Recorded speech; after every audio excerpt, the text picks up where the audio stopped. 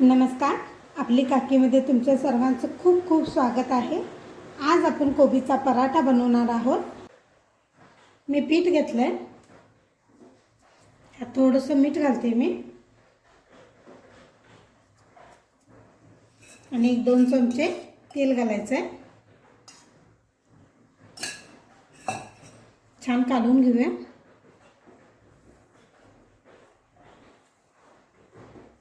कणिक जास्त घट्ट किंवा जास्त मऊ मळायचं नाही आहे. याला लागेल थोडं पाणी घालून मळून घेऊया आपण.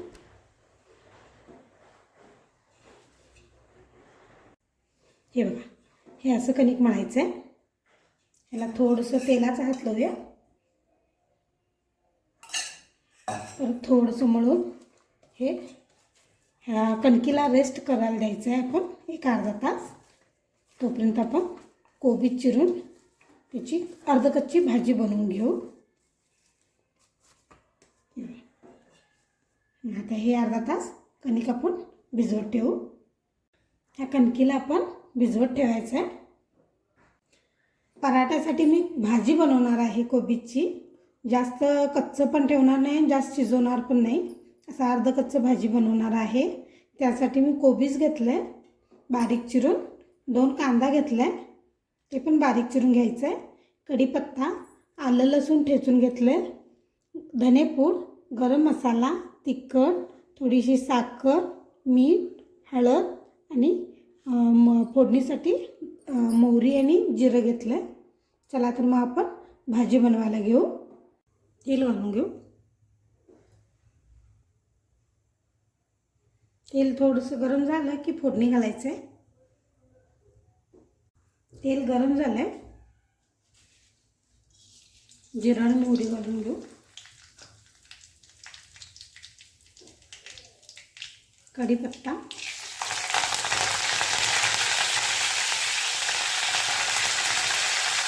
थोडंसं हिंगडी घालायचं आहे. हिंगडी,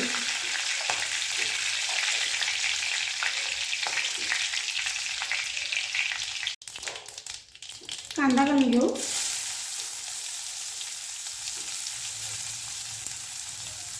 आलं लसूण पेस्ट थोडं मी असं दाता घेण्यासाठी भरड चेचलेलं आहे.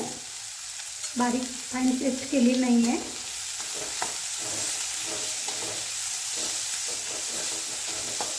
एकदमच मीठ भाजायचं आहे, जास्त भाजायचं नाही आहे.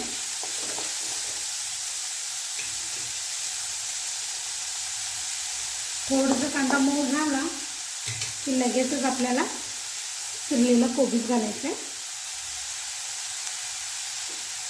कांदा मऊ झाला आहे, कोबीज घालून घेऊ.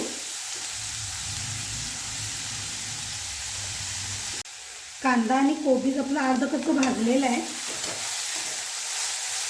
जास्त असं शिजवायचं नाही आहे आपल्याला. हे अर्धकच्चं भाजून झालं.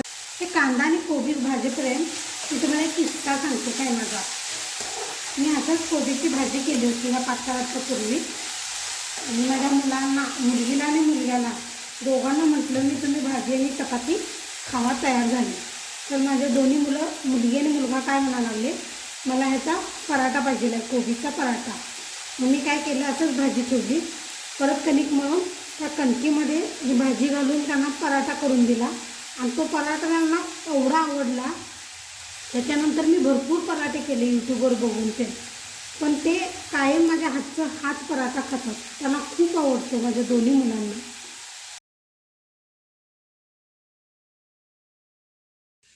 याचं कणिक घेऊन कणकीची अशी पारी करून घ्यायची आहे. त्यात बसेल तेवढं आपल्याला भाजी घालून घ्यायचं आहे. आणि पूर्णपणे झाकून घ्यायचं आहे. आपण मोदकाला करतो तसं करून ह्याचं तोंड बंद करायचं आहे आणि असा गोळा तयार करून घ्यायचा. आणि हे पिठात बुडवून घ्यायचं.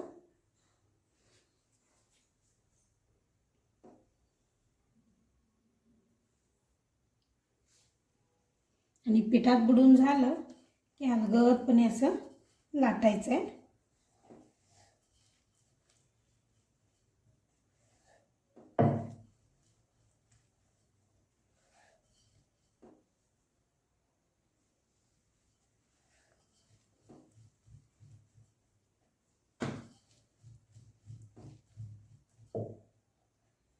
बाजूनी भाजून घ्यायचं आहे.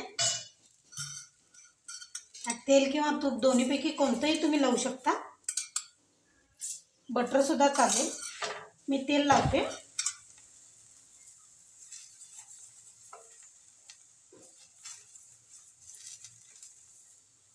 छान दोन्ही बाजूनी भाजून घ्यायचं आहे.